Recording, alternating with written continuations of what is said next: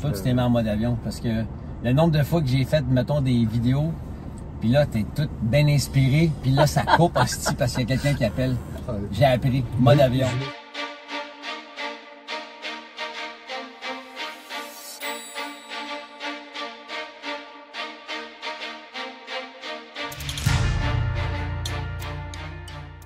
Te souviens-tu qu'est-ce que je t'avais dit par rapport à ce beau petit bijou-là? Te souviens-tu ce que je t'avais dit au Salon du Livre? Au Salon du Livre. C'est là qu'on s'est rencontrés la première fois. C'est là que je te l'ai signé. Tu me l'as signé, puis après ça, qu'est-ce qui s'est passé? Tu me racontais un peu qu'est-ce que c'était, le livre. Oui. Puis c'était avec ton père, un voyage de pêche, un long week-end, fin de semaine, voilà. Puis là, j'ai dit, c'est comme un hymne d'amour pour ton père. T'as dit, c'est ça. Ben oui. Je me souviens. Ben oui. Puis t'avais raison, parce qu'après ça, je l'ai acheté à ce moment-là. J'ai été dans une cabane dans le plein milieu du bois, pas d'électricité, rien, pendant un bon 4-5 jours pour écrire. Oui, c'est ça. Puis je l'ai lu, puis j'ai 22 points en commun qu'on a, toi puis moi, de notre famille, de notre vécu. La seule différence entre toi puis moi, c'est que toi, c'était étalé au grand jour, parce que tu es le fils d'une personne célèbre, non seulement au Québec, mais aussi en France, parce que son ami Raymond DeVos...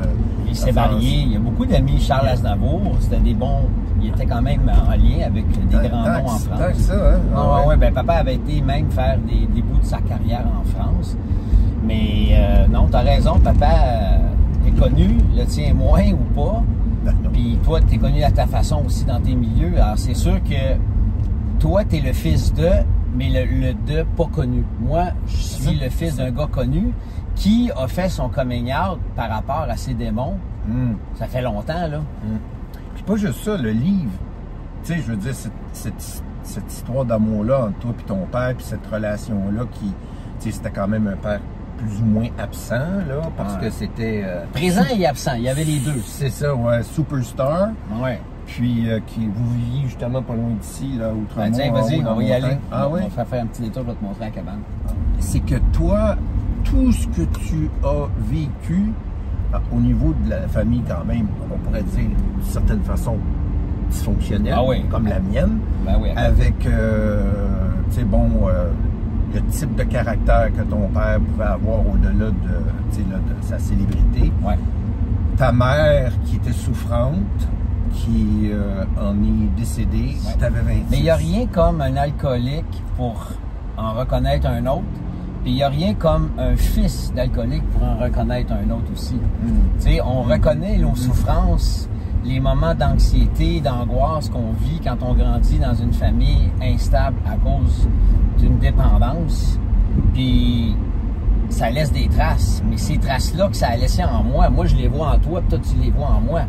C'est ça aussi la beauté du rétablissement, puis la beauté de se partager dans nos souffrances. On se reconnaît, c'est là, puis la maison est juste la première sur le coin. On voit les gros arbres à ta gauche. Donc c'est sûr que si juste la maison. Donc toi là, je sais pas si tu veux prendre ton iPhone, filmer ça, ou moi je le prends. De façon quoi que... On le mettra par-dessus dans le montage. On le fait là? Tu pourrais le faire avec ton téléphone. Bouge pas, ben reste là 2 secondes. Je vais juste le filmer à l'extérieur. 5 à 7 secondes. Ben oui, exactement. Comédien, animateur, auteur, cinéaste, on vient de voir. Tu as quand même pris des petits cues pour monter tes affaires. Un athlète avec les bateaux dragons. Canoë kayak, tout ce qui s'appelle sur l'eau, à gauche au stop. Et puis tu impressionnes, en tout cas pour moi, je considère qu'on pourrait te nommer même le ministre de la bienveillance du Québec. Mon Dieu, si j'avais l'enveloppe budgétaire de rêve, je te dis que ça changerait. Il y aurait de la bienveillance à gauche puis à droite. Il y en a tellement de belles causes, il y a tellement de causes qui ont besoin d'aide, mais il y a tellement de causes qui sont pas connues aussi, puis qui ont vraiment besoin d'un coup de pouce, là, tu sais, puis à gauche, faut surtout pas attendre que le gouvernement fasse quelque chose. Oui, le gouvernement peut faire peut donner un coup de pouce, mais il ne changera pas la planète tout seul, ça part d'en bas. Puis quand, ben tu le sais toi-même, as le cœur sensible, puis tu fais ta différence. Tu fais une petite différence à la grandeur de ce que tu peux faire avec les moyens que tu as. Puis c'est ça qui est le plus important, tu sais, à gauche ici. Tu sais, c'est mieux de faire une petite différence. Ah, il se passe. Vaut mieux une petite différence que de rester dans l'indifférence. Ouais. Puis tu sais, ce que tu fais quand tu croises des gars dans la rue, tu leur fais un petit quelque chose, tu leur donnes un petit don, whatever, avec un petit mot d'encouragement. Tu sais, ça là, t'es mieux de faire ça avec grand cœur que de faire un gros don, puis pas pour les bonnes raisons, où l'argent va se ramasser pareil et on va s'en servir. Mais moi, j'applaudis beaucoup plus des petits gestes d'amour, comme Mère Teresa disait, tu sais. Le petit geste d'amour que je fais, c'est peut-être une goutte d'eau dans l'océan, mais c'est une goutte d'eau nécessaire en maudit, tu sais. Mais c'est drôle parce qu'on a commencé l'entrevue avec le livre Mon voyage de pêche, puis je viens juste d'envoyer le manuscrit final approuvé de mon prochain livre qui s'appelle Notre dernier voyage. Ah non! C'est sur les 3 dernières années de vie de papa. Oh wow! Comment moi j'ai vécu en tant que fils et proche aidant toute cette aventure-là en accompagnant un papa qui est sur le déclin, tu sais. Parce que avec mon voyage de pêche, tu sais, on parle de 1999, là, ça fait un bout. Juste check. On va leur montrer. Ouais. Toi, t'es pas supposé conduire, toi? Moi, je conduis, là. Ah oui, c'est vrai, t'as une voiture intelligente, t'es même pas obligé de mettre tes mains sur le volant. Innocent. Bon voyage de pêche, c'est le titre du livre de Jean-Marie. C'est ton premier, ça? C'était mon premier, effectivement. 1999, c'est là qu'on s'est connus au Salon du Livre. Puis toi, t'as la version originale. Ah oui. Ça, là, ça, là, c'est la toute première, ça a été réédité. Puis ça, c'est ma version préférée. Parce que oui, il y avait une photo ici à droite. Il y avait une photo avec mon père, il y en a une toute petite à l'endos, là. Mais sur la nouvelle version, on avait demandé, ça prendrait une belle photo avec ton père. Puis cliquer, bon, moi, je choisis mes batailles. Là. Si l'éditeur veut une photo, il en prendrait. Mais je trouvais que ça faisait très livre français, Gallimard et tout ça. Puis j'aimais le bleu parce que c'est ma couleur préférée. Puis je trouvais ça sobre. Mais oui, c'était le premier livre. Donc le livre que je vais sortir à l'automne, c'est un peu la boucle. La boucle qu'on boucle par rapport à notre premier voyage qui était mon voyage de pêche. Lors d'une fin de semaine, tu l'as un peu résumé tantôt, c'est une fin de semaine où mon père et moi, on s'est raconté, on s'est pardonné, on s'est vraiment partagé à livre ouvert, à cœur ouvert, plein de choses. Ça nous a énormément rapprochés, évidemment. Puis tu sais, je suis pas bon en mathématiques, là, mais on parle pas loin d'un 24 ans plus tard, tu sais. 24 ans plus tard, on est ailleurs, mais on est dans notre dernier voyage ensemble. Donc c'est ça, c'était un livre pas facile à écrire, honnêtement, parce que tu es dans les émotions, tu es dans le deuil, tu es dans aussi tout l'accompagnement. Papa est encore vivant, mais il est encore en train d'en perdre des bouts. Là. Il fait de la démence, il est atteint de démence. T'sais. Parce que là, pour ceux qui ne savent pas, là, on est au mois de septembre 2023. Ton père est décédé en novembre 2022. Oui, exact. Donc, toi, ce livre-là dont tu parles, ton prochain, tu l'écrivais à même ton expérience de fin de vie avec ton père. Ben oui, parce que en 2020, papa commence à piquer du nez. Il est de plus en plus malade et on doit le rentrer d'urgence à l'hôpital, au CHUM, à Montréal. Ouais. Puis, pour plein de problèmes de santé, papa a passé à travers des cancers. Il avait quel âge? Là? Il avait 92, en 2020, il avait 85, il allait avoir 86. Là, il est décédé, il avait quel âge? Excuse-moi, il allait avoir 87. Je suis à l'envers en crise dans mes chiffres, moi, minute. Non. En 2020, papa, il devait avoir quoi? Il avait 84, je pense. Ben oui, parce qu'il est décédé en 86. En 2022, il avait 86. Il avait 86 ans. 84. Okay. Quand il est décédé, il avait 86. Il allait avoir quelques jours après 87. Donc, à ce moment-là, papa a 84 ans. OK. Puis à 84 ans, usé, magané, il est atteint de démence, mais il y a des problèmes articulaires, des problèmes au niveau de sa circulation sanguine. Il ne peut plus bouger bien, ses jambes sont quasi paralysées. Donc, il est vraiment magané. Alors, on l'a rentré mal en point, puis on dirait que suite à ce moment-là, puis tellement, écoute, on l'a rentré tellement mal en point que papa, on pensait pas qu'il allait s'en sortir, et même les gens de l'équipe des coms de la fondation de la Maison Jean Lapointe nous ont dit, on devrait peut-être préparer un communiqué de presse pour annoncer le décès de votre père. Puis on était tous d'accord, mes soeurs et moi, disons, oh boy, OK, oui. Donc, il était si mal en point qu'on l'a fait. Puis heureusement, on n'a pas eu à s'en servir à ce moment-là. Mais ça nous donnait un choc en se disant, shit, le père, il a beau être un chat qui retombe sur ses pattes, là, il va tout se relever. Alors, je te fais le mini-résumé, mais ça a été comme la bougie d'allumage pour que, tu le sais, tout le bénévolat que j'ai fait en soins palliatifs et en accompagnement de fin de vie, j'ai eu l'élan de « Hey boy », j'ai eu l'élan d'écrire et documenter, un peu comme un journal de bord. Okay. Tu sais, quand tu écris tous les jours « Cher journal, aujourd'hui j'ai vécu une journée de merde. Cher journal, aujourd'hui, ah, quelle belle gratitude pour telle raison. » J'avais envie de faire ça avec mon père. Puis quand j'en ai parlé à Nadine Lauzon, qui était mon éditrice à l'époque, elle me dit « Quel beau projet, Jean-Marie. Sais-tu quoi? Tu devrais aussi, toi aussi, être accompagné. » Puis je dis « Dans quel sens? » Ben, tu sais, c'est pas parce que toi, tu fais de l'accompagnement que là, tu es outillé au coton. Tu es quand même pogné dans des émotions. Puis effectivement, des fois... C'est ton père. Puis c'est mon père, on a une histoire de vie, tu le sais, tu sais. Alors, tu sais, c'est un peu comme toi, si tu croises un gars dans la rue, tu lui donnes 20$, tu lui fais un hug, c'est pas pareil si c'est ton oncle ou si c'est ton frère. La page est tournée, tandis que toi, le livre, il était tout le temps ouvert, tu sais, ton Non, mais pas juste ça, c'est que toi, quand tu vois quelqu'un avec qui tu as un lien affectif, tu le vois dans la rue, ça va te bouleverser. Plus qu'une personne que tu connais pas. Oui, la souffrance humaine, elle vient te chercher. Mais là, tu as une histoire avec le gars que tu viens de croiser dans la rue. Donc, moi, j'ai une histoire avec mon père. Puis c'est là qu'après, j'ai eu le flash. Ça a bien trop raison. Puis après ça, vient l'idée. Ben écoute, si le Dalai Lama a encore des maîtres, je pense que je peux me permettre d'en avoir un pour me coacher puis m'accompagner. Et j'ai demandé à probablement celle qui représente au Québec, puis même c'est une sommité dans la francophonie, Joanne de Montigny. C'est une psychologue et c'est une grande spécialiste du deuil puis de l'accompagnement de fin de vie. Alors, j'y ai demandé parce que je la connaissais. On avait déjà un bon lien. J'y ai demandé, me ferais-tu l'honneur de m'accompagner? Me rendrais-tu ce service-là? Et que l'ensemble de nos réflexions, tout ce qu'on s'échange tout au long de ces deux, trois dernières années, on pourrait le documenter puis l'ajouter dans le livre parce que ça laisse des réflexions, c'est des petites perles de sagesse du haut de son expérience, des dizaines et des dizaines d'années qu'elle fait ça.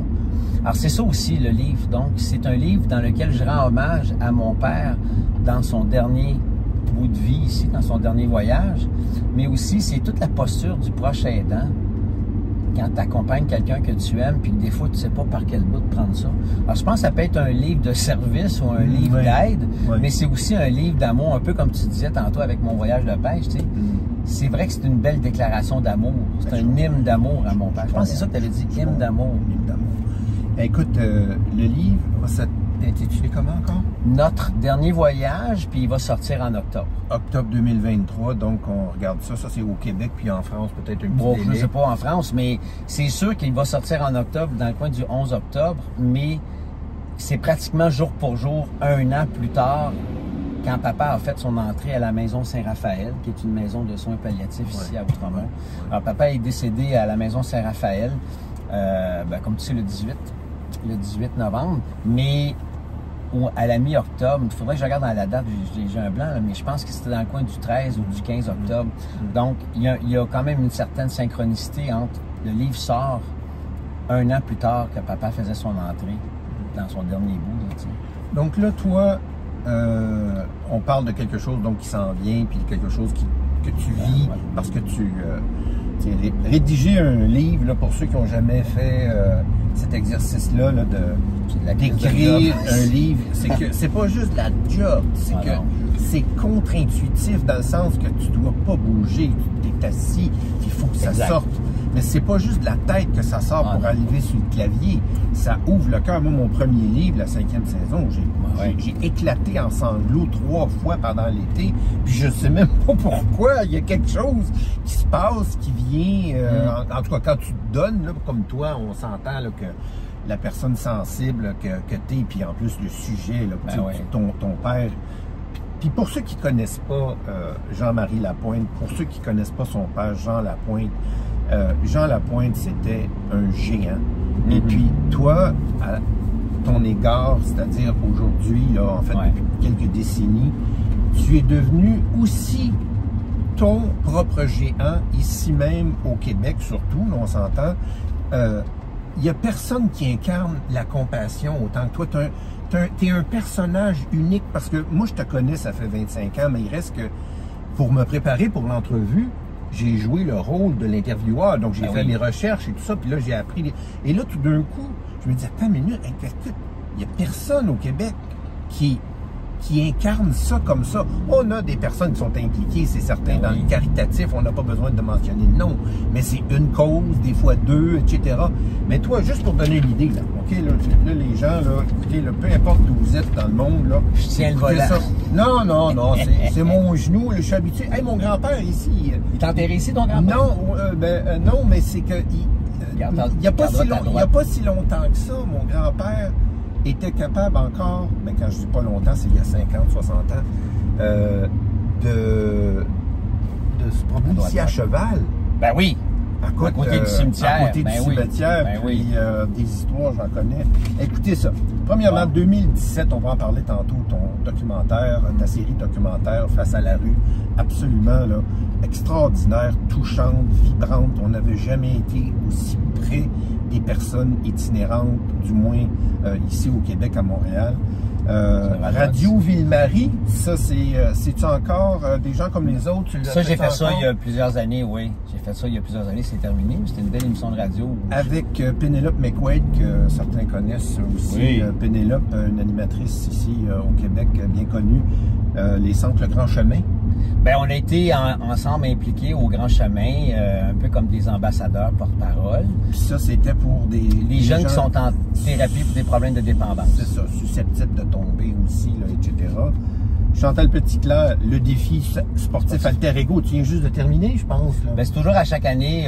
En fait, je viens de faire un défi, ça s'appelle le défi Everest Offered, où on faisait une levée de fonds et les profits allaient au défi sportif Altergo. Le défi sportif Altergo, c'est un événement qui célèbre la différence auprès des personnes qui ont des limitations fonctionnelles. Donc, tu as, à partir de 6 ans jusqu'à 107 ans, tout ce qui s'appelle limitation fonctionnelle. C'est du sport, c'est des épreuves, c'est quasiment des Jeux olympiques pour nos jeunes dans les écoles spécialisées. Alors, Chantal Petitclerc et moi, on est des porte-parole, ambassadeurs, mais on est une gang. Il y a Mickey Guerrier, il y a la nouvelle, la plongeuse de haut vol, Lisanne Richard est là. Ah oui? Il y a Hugo Girard, puis il y a Nancy Audet. On est une gang de porte-parole à se partager la job. Mais tu vois, ça fait plus de 20 ans que je suis impliqué au défi. Mais tu sais, il y a toutes les causes, là. Commence pas à les énumérer. Est-ce qu'on en a pour une demi-heure, là? Parce que je suis pas mal impliqué. Mais mon point, c'est que cette âme-là, qui est la tienne, qu'est-ce qui s'est passé pour un... Tu es allé à l'école pour devenir comédien, tu étais comédien, tu as fait... j'ai pas étudié pour devenir comédien en théâtre, j'ai étudié pour être musicien. J'ai étudié à Vincent d'Indy, à l'Université de Montréal, mais j'ai étudié en com, en cinéma, en communication. J'ai fait l'école de radio-télé. Oui. Aux médias, ça, j'ai fait ça.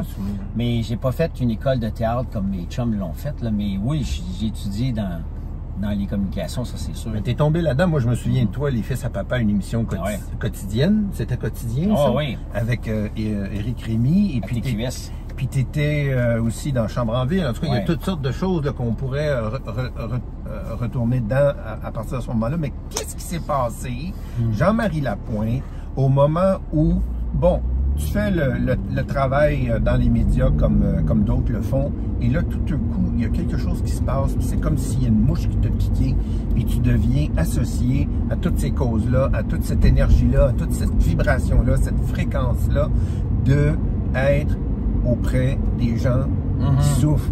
Tu sais, mais c'est arrivé du jour au lendemain, hein, dans le sens que, tu prendras la lumière ici à droite, ce qui est arrivé, c'est que il y a eu une espèce de synchronicité, une conjoncture d'événements qui ont fait que, à un moment donné, ma vie a vraiment fait un 180 degrés.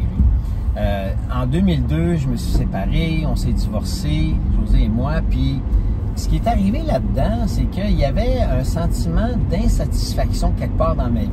C'est pas parce que tu fais une job où puis tu fais de l'argent, puis que tout va bien. Non, tu peux faire du travail. Puis tu sais, jamais moi travailler au Fils à Papa, faire de la radio, mais j'avais un sentiment à l'intérieur qui était inassouvi, un genre d'accomplissement qui me restait à faire. Puis je me dis non, il me semble qu'il y a plus que ça. Il y a plus que de payer des taxes, des impôts, puis de faire de l'argent, puis de passer à la télé. Il y a plus que ça. Parce que j'ai toujours aimé travailler dans le milieu. J'arrêterai jamais. Tu veux dire dans le milieu caritatif? Artistique. Non, artistique pour commencer. Okay. Tu sais, j'ai toujours aimé faire de la télé, de la radio, faire des conférences. Ça fait partie de moi, puis ça fait partie de toi, tu le sais. On a un buzz là-dedans. C'est le fun, ça donne du sens à notre vie, on gagne bien notre vie, mais en dessous de ça, il y avait quelque chose qui n'était pas répondu parce que je me souviens très bien qu'à un moment donné, j'assiste à une émission à la télé, puis je vois une fille mal en point et c'était pas un téléthon, mais il y avait eu un appel à l'aide puis que ça avait été repris par les journaux. Je dis, ouais, non, pauvre chouette, c'est bon, c'est donc bien pas drôle son affaire. Je vais y faire un chèque. Puis je me suis arrangé pour trouver son adresse, puis je lui ai fait parvenir. Je m'en souviens pas. Je me souviens plus c'est qui. Je me souviens pas de la situation, mais l'important, c'est que j'ai fait un chèque. Mais ça dit beaucoup de ça, parce que tu fais un chèque, 50, 100, 500 piastres, peu importe. J'avais la capacité de faire un don. Mais j'ai jamais rencontré la fille. On s'est jamais revu par la suite et c'est réglé. Donc, le don a fait du bien pendant quelques secondes, puis après, c'est fini. Par contre, bien des années plus tard, quand tu tiens la main d'une petite fille qui est en fin de vie, puis ça fait 3 semaines que tu vas la voir à tous les jours, tu n'es pas payé, tu fais le don de ton temps, tu fais le don de ton cœur, et ça, elle, je n'oublierai jamais. Tu comprends? Donc ça, je me suis rendu compte que, parce que j'ai eu cette réponse-là, c'est drôle, là, je te fais une réponse un petit peu tout droit, je te fais une réponse un petit peu buffet, là, il y a de tout là-dedans, mais c'est que j'ai eu, de mon appel à l'intérieur, un sentiment de ne pas être complet. Alors, tu connais l'expression « demandez, vous recevrez » ou « quand l'élève est prêt, le maître apparaît ». Ben moi, à ce moment-là, quand je me suis séparé, divorcé, je me suis ramassé à vivre en coloc avec mon père et Mercedes, sa conjointe, et j'avais lancé un appel « Je veux avoir une vie qui me ressemble, je veux avoir une vie qui a du sens », sans exclure la télé, sans tout ça, mais il a fallu que je cale la shot. Et avec ça, tout est arrivé, mais pas au rythme que moi, je voulais que ça arrive. C'est-à-dire, du jour au lendemain, pratiquement tous mes contrats professionnels n'ont pas été renouvelés. Je finis la job à la radio, finis la télé, à part des petites apparitions et là, à part des petites conférences. Écoute, c'est pas compliqué. Si pendant des années, j'ai fait entre 10 et 20 000 par année. Pendant des années, il y avait un bon 10 ans. Mais, ce que je faisais, par contre, c'est que je faisais du bénévolat avec le centre Le Grand Chemin. J'allais à Sainte-Justine faire du bénévolat. J'étais impliqué au défi sportif, la maison L'Éclaircie. J'ai découvert les ressources en itinérance après. Et là, j'étais tellement rempli à l'intérieur que ça faisait du sens que je fasse ça. Et si je ne le faisais pas, je me serais trahi de l'intérieur. Et la beauté dans tout ça, c'est une longue réponse, Marc-André, mais la beauté dans tout ça, c'est que après avoir fait ce chèque-là, je me souviens, je suis dans ma cuisine, dans ma grosse cabane à Outremont. Je fais le chèque à la petite fille, je ne sais pas c'est qui. J'envoie le chèque, mets ça dans la poste, puis c'est fini. Et quelques mois plus tard, j'ai l'invitation par une de mes amies, Anne-Jocelyne, qui travaillait à Sainte-Justine à cette époque-là, pour me dire qu'on s'entraîne au même gym. Elle me dit, hey, il y a une fille à l'hôpital qui est malade, qui a le cancer, qui est en fin de vie, puis je suis persuadé que ça lui ferait du bien que tu ailles la voir. Alors, de rencontrer cette fille-là, Isabelle Girard, j'ai dit à Anne-Jocelyne oui. J'ai appelé cette fille-là, Isabelle. On s'est donné rendez-vous. Je l'ai rencontrée à l'hôpital. Et il y a eu c'est plus qu'un coup de foudre. Il y a eu une immense connexion. Et là, je me dis, fuck, qu'est-ce qui se passe ici? C'est comme si l'appel que j'avais reçu à l'intérieur de mon cœur, j'avais la confirmation que c'était ça qu'il fallait que je fasse. Parce que le hasard, comme on dit, ça n'existe pas. Fait que là, c'est comme si tout venait à toi, les contrats qui tombent à l'eau. J'ai pas demandé de perdre mes contrats, mais j'ai demandé d'avoir une vie qui a du sens. Ça vient de Rose-Marie Charret, qui est l'ancienne présidente de l'Ordre des psychologues, oui, je me souviens, qui avait dit le bonheur, c'est d'avoir une vie qui nous ressemble. Puis moi, là, c'était en plein là. Donc, t'avais quel âge à ce moment-là? Ben, au début des années 2000. J'avais 35 ans. Donc, au début de l'année 2000, là, je ressens que ma voix, elle est là. Mais tu sais, quand on dit « Ah, t'as donc bien une belle mission », on dit « Ouais, mais la mission, je peux-tu vous dire, c'est pas moi qui l'ai choisie, c'est elle qui est venue me chercher. » Voilà. La mission est venue me chercher, mais j'ai répondu présent. Ça, exact. On t'appelle puis tu réponds. Exactement. Ouais, exactement. Ça prend du courage. Justement, j'écrivais, en tout cas, ma chronique là-dessus, était là-dessus hier. Mais tout ça pour te dire que, ouais, tu peux, vas-y, non, c'est pour les adultes, ça. Et puis, t'avais chaud, c'est ça? Ouais, le soleil. Ouais, c'est ça. Mais là, je suis emporté. Mais Jean-Marie, donc il y a eu comme une catharsis, une épiphanie, il y a quelque chose qui s'est passé. Un moment d'éveil. Un moment d'éveil. Total. Et là, tout à coup, t'es dedans, t'as des synchronicités qui se passent, etc. Laisse-moi finir.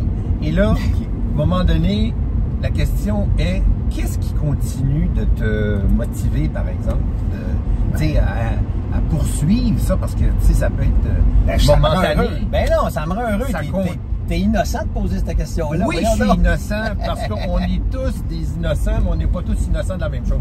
Non, mais Marc-André, pourquoi je continue? Je veux dire, j'ai mis le doigt dans le plus bel engrenage. J'ai pas dit pourquoi tu continues, j'ai dit qu'est-ce qui fait que tu continues? Donc, précisément, est-ce que c'est parce que tu te sens bien, parce que tu as, je sais pas, tu as eu comme des rencontres extraordinaires, qu'est-ce qui se passe exactement, etc. Écoute, pourquoi je continue? C'est que ça me fait tellement vibrer et il y a, comme je vais citer mon chum Rémi Tremblay, il y a une totale absence de doute. Ouais. Il n'y a pas de doute. Je sais que je suis à la bonne place. Je le sais que ça me fait vibrer. Je les ressens, ces vibrations-là. Et ça me rend profondément joyeux, heureux, content d'être là.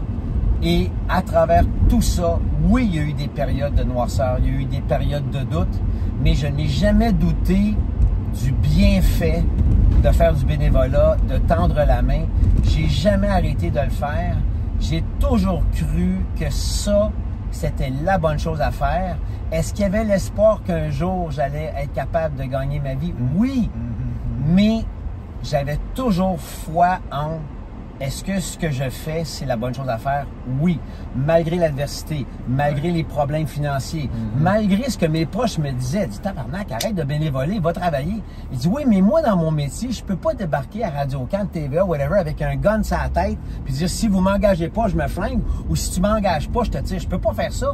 Je ne peux pas forcer un producteur, un employeur à venir me chercher. Donc, où est-ce que tu mets de ton énergie? C'est là où tu as du pouvoir. Puis où est-ce que j'en avais? C'était là. Ben, c'était là. C'était dans l'univers du bénévolat. Et il y avait une foi qui, en moi, disait, un jour, ça va faire du sens.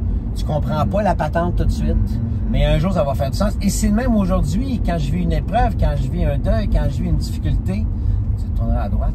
Quand je vis tout ça, je le sais qu'un jour, ça va faire du sens.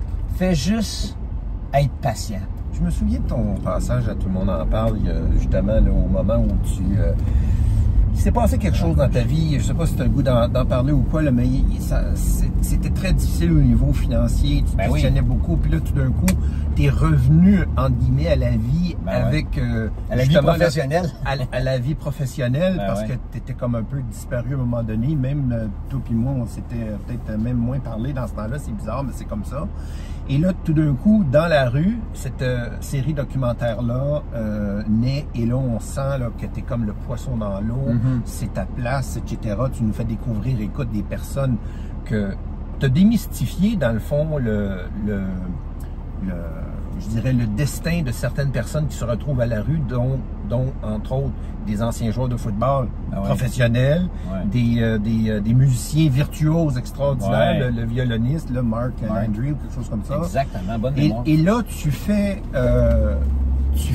comme en fait, c'est comme, pour moi, il y avait comme une renaissance là-dedans. C'était comme un peu le phénix, là, tu sais, qui renaît ses cendres. On peut être justement celui qui, en une fraction, la ligne est mince entre être ici dans ma voiture, puis mettre du gaz dedans, puis il n'y a pas de problème, puis me ramasser là.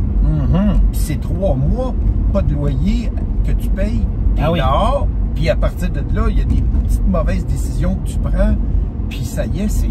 la débandade, la dérape. Oui. Écoute, à tous les mercredis, je suis à la maison du père à servir le café, servir les repas pour les gars en situation d'itinérance.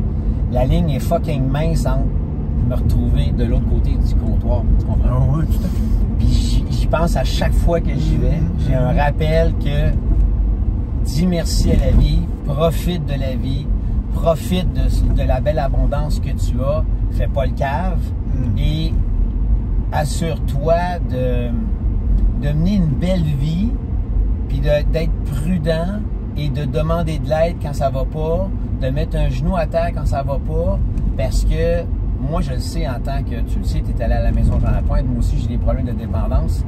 2-3 bad luck de suite, là, moi, je peux mal me gérer, puis je peux recommencer à consommer, parce que c'est ça qui m'attend. Moi, je parle à des gars et des filles en cheminement, et on a tous peur de notre première consommation, parce que, tu sais, quand ça fait 10 ans, 15 ans, 20 ans, 30 ans, là, il y en a qui ne reviennent pas, hein. Il y en a qui ne reviennent pas après 6 mois de sobriété, d'abstinence, mais il y a aussi ça. Puis je pense que quand j'avais fait cette déclaration-là, à tout le monde en parle, c'est que non seulement j'avais été invité, mais j'étais là pour parler d'une émission spéciale sur l'itinérance en compagnie de 2 personnes qui avaient connu la rue, tu sais, Roger et Lisette. Et là, je savais que ces deux-là, puis... Ah, je t'en parle, j'ai de la belle émotion parce que il y a énormément de gratitude, puis aussi il y a la reconnaissance d'une crise de souffrance qui m'a habité et qui habite toutes les personnes dans la rue. C'est que il était minuit moins une pour que je perde tout, faillite, perte de repères, et là tu te dis, quand tu es rendu là, il y a la petite voix pas fine qui dit « fuck it ». Là, le célèbre, le fuck it, là tu abdiques. Tu lâches tout, puis tu dis, je mérite pas mieux que ça. Je suis un has-been, je suis un tout croche, je suis ici, je suis un ça, puis là, tu tapes sa tête, tu le sais, tu connais le discours. 100%. Puis là, tu chires. Puis à minuit moins une, l'éclair, l'inspiration avec Lynn Deneau, qu'on a ensemble de faire la série sur l'itinérance, quelques mois après est acceptée. Hey, je dois plus de 100 000 $, là. J'ai des dettes, là. Alors, grâce à Face à la rue, je suis revenu en monde, on m'a revu, et c'est là qu'il y a eu toute la petite compréhension. Il fallait que j'ai ces problèmes d'argent-là. Il a fallu que j'arrête de consommer. Il a fallu que je vive des deuils. Il a fallu que je souffre comme être humain pour me rapprocher beaucoup plus de mon cœur. Parce que quand tu es dans ton cœur, tu n'es plus dans le jugement. Donc, quand j'allais rencontrer les gars et les filles dans la rue, c'était pas le style itinérant que je rencontrais. Je voyais un gars qui souffrait. Je voyais une fille qui souffrait. Et leur souffrance me ramenait à la mienne. Puis que finalement... c'est pas Jean-Marie l'animateur avec tout dans la rue. Non, c'est les deux, on fait ça. Puis ensemble, essayons de guérir. De se guérir puis d'aider à la guérison des autres. C'est ça, dans le fond. C'est pour ça qu'on souffre. Ah, oui. Le sens. Le sens. Exactement. Mais le sens, il vient aussi, des fois, on imagine, il y a des gens qui disent, malgré le fait que je viens d'un milieu défavorisé, que j'ai vécu ça, j'ai quand même réussi. Non, c'est pas malgré que, c'est parce que tu as vécu ça, que tu es devenu ce que tu es devenu, puis tu as réussi comme tu as réussi. C'est ça la différence. Puis ça, c'est une nuance bien importante. Puis ça donne un sens, non seulement aux souffrances, mais ça donne un sens aussi au fait que, en quelque part, on sert à servir. Ben, tout s'explique. Oui, on a le droit d'être chanceux. Oui, on a le droit d'avoir un bon coup du destin. On peut avoir droit à un petit coup de pouce. Il y a quelqu'un qui m'appelle, je te donne une job, puis de cette job-là, ben, t'en fais quelque chose de merveilleux. Tu sais, on t'offre des pissenlits, puis en retour, tu donnes un bouquet de fleurs. Ça peut arriver. On a le droit d'être chanceux. Mais, tu sais, on peut aussi faire notre chance. Donc, tu sais, le fait à tous les jours, de ne pas arrêter, puis de demander de l'aide, puis d'aller faire du bénévolat, de faire des choses qui sont bonnes pour mon cœur, ça peut juste pas nuire. Mais là, en ce moment, t'es dans une belle place. Oui. On peut dire ça. Je suis dans une belle place. Est-ce que j'ai déjà fait plus d'argent? Oui. Est-ce que j'ai déjà eu des contrats plus glamour? Oui. Et pour moi, c'est pas là le bonheur. Je dis pas non à l'argent, je dis pas non à l'abondance, mais je suis dans une fucking belle place parce que tous les projets que je fais, dans lesquels je suis impliqué, ça me donne jamais l'impression de travailler. d'être avec toi, je travaille pas. Travailler demain, je suis en tournage, je travaille pas. C'est pas du travail. Mon bénévolat, c'est pas du travail. Le sport que je fais, c'est pas du travail. Donc, les conférences, tu sais, que tu donnes, que je donne, as-tu l'impression de travailler? J'ai l'impression d'être, on connaît ça, être sur son X. Moi, je suis un X majuscule. Tu fais ce que tu es. Comment? Tu fais ce que je suis. Exactement. Donc, je récite encore Rose-Marie Charret. C'est d'avoir une vie qui nous ressemble. C'est ça le bonheur. Donc, je suis dans un mode de bonheur. Puis le bonheur ne veut pas dire que tout est parfait. Le bonheur implique que tu passes à travers une tempête, que tu perds un proche, que tu perds une job, que tu dois payer tes impôts. Ça fait partie. Le bonheur, c'est comme l'immense soleil. Il y a des nuages qui passent devant de temps en temps, mais le bonheur, il est là. Le soleil, il est là. Il faut juste pas l'oublier. Puis, toi puis moi, ouais, à droite. Puis toi puis moi, on a quelque chose en commun, c'est qu'on se donne des moyens, des outils, que ce soit le gym, le bénévolat, la méditation. On se donne des outils pour ne pas perdre de vue que le bonheur, il est là. Ouais, le bonheur, c'est malgré. C'est malgré tout ça. Puis le bonheur a quand même un peu d'occasion aussi. On ne peut pas être tout le temps 100% heureux. On ne peut pas chercher ça. Le contentement est beaucoup plus important que la fameuse recherche du bonheur. À droite à la lumière. Mais tu viens de le dire, puis le Dalai Lama, il l'a dit, c'est quoi le bonheur? C'est de continuer de désirer ce que tu possèdes déjà. Exact. Donc, tu sais, ta vieille voiture de 20 ans, tu l'aimes à faire job, good, garde. Parce que de toute façon, l'antidote à cette espèce d'envie, ce désir de toujours vouloir plus, parce que nous, on vit dans une société de consommation. Alors, il y a tout le temps, à tous les jours, sur les réseaux sociaux, dans les médias, des annonces pour te faire changer de téléphone, de voiture, de blonde, de maison, tout le temps. Alors, toi, la solution, c'est de te dire... Est-ce que je l'aime, mon char? Oui, faire un job, c'est le fun. Est-ce que je l'aime, mon téléphone? Oui, mais il est craqué. Mais il fait ça à job? Oh, oui, c'est correct, parfait. Bon, tu sais, c'est de continuer à désirer ce que tu possèdes. C'est l'antidote, ça, à toujours vouloir plus. Donc, tu l'as dit, c'est le contentement. Qu'est-ce qu'on te souhaite à partir de maintenant? Ben, je pense que je veux toujours garder en tête d'où je viens, de garder cette belle vigilance-là qui me permet de regarder avec des bons yeux dans la bonne direction, puis de ne pas me laisser décourager par le doute, qu'il soit passager, qu'il soit déclenché par un sentiment de rejet, d'abandon, de peine, parce que la peine, ça arrive qu'on a de la peine, ça arrive qu'on s'ennuie, tu sais, ta blonde te laisse, ça fait de la peine, ton père meurt, ça te fait de la peine, tu perds une job, ça te fait de la peine. Ben, de ne pas oublier de les vivre, ces émotions-là. Je pense que c'est important de les vivre. Après ça, à un moment donné, on va comprendre, on va y trouver un sens. Donc, ce que tu peux me souhaiter, c'est de garder cette lumière-là toujours vive, de la nourrir, de rencontrer des gens qui vont nourrir cette lumière-là beaucoup plus que d'assombrir ma noirceur. Puis d'avoir, idéalement, tout le temps des beaux projets à petite puis à grande échelle, pour mettre au service du plus grand nombre de personnes cette lumière-là. Parce que dans le fond, c'est ça, hein? On a une lumière, il faut qu'elle serve. Puis il faut qu'elle soit au service, pas de ton ego. Hein? De la collectivité, de la communauté. Ben oui, ben oui. C'est not about you. C'est pas à propos de moi, c'est par rapport aux autres. Donc, faire le plus de choses, petites et grandes, pour le bénéfice du plus grand nombre de personnes.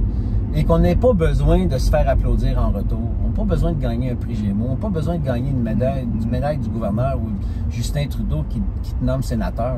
C'est bien le fun. Mon père, il a été nommé à gauche. C'était bien le fun. C'était Jean Chrétien qui avait nommé mon père à l'époque comme sénateur. C'était une bénédiction pour mon père. Mais c'était une bénédiction pour bien du monde parce qu'il a fait du ménage avec les machines entre autres. C'est un projet de loi qui n'a pas passé, mais qui a brassé pareil. Ben, il nous a ouvert les consciences. Ben oui, complètement.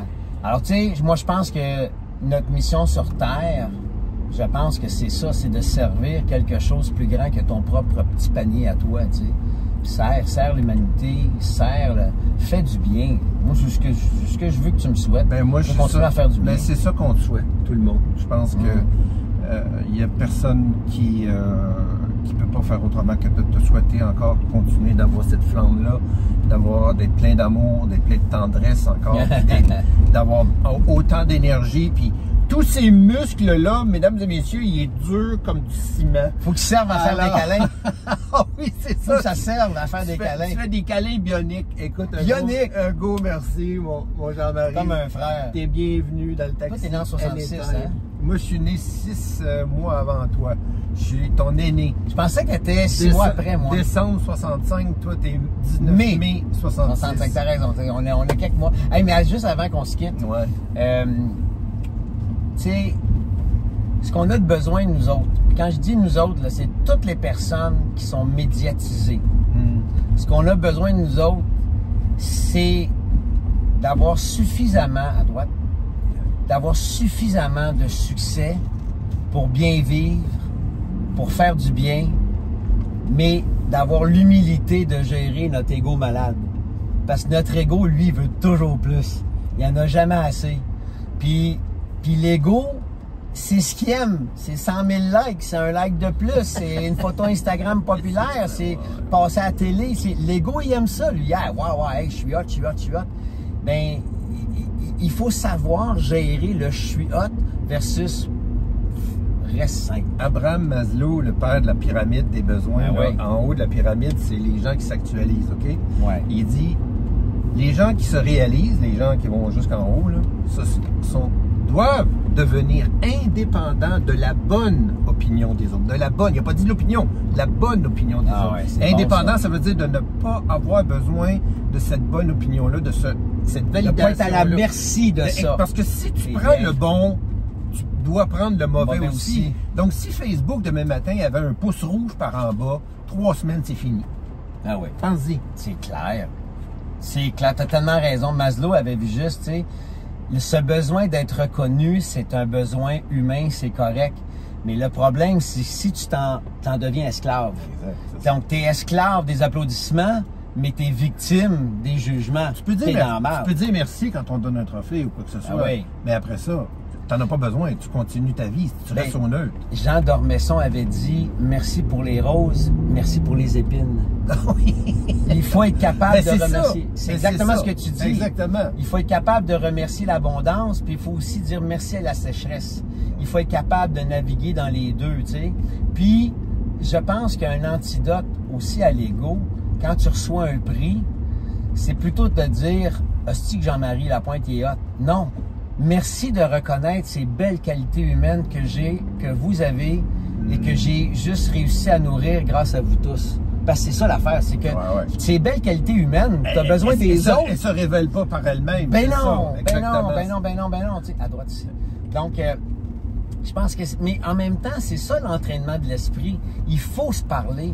Puis il faut s'entourer de gens qui nous amènent à gauche. Il faut s'entourer de gens qui nous disent la vérité, qui nous parlent comme on doit être parlé, puis qui savent nous donner la tape dans le dos, puis une petite pichenote sur le nez quand c'est nécessaire pour me réveiller un peu. Ouais, qu'est-ce que je fais là, le fou, là? Tu sais? Jean-Marie, un gros merci. On l'a dépassé. On t'aime. On t'aime. T'es fin. À fond. Salut.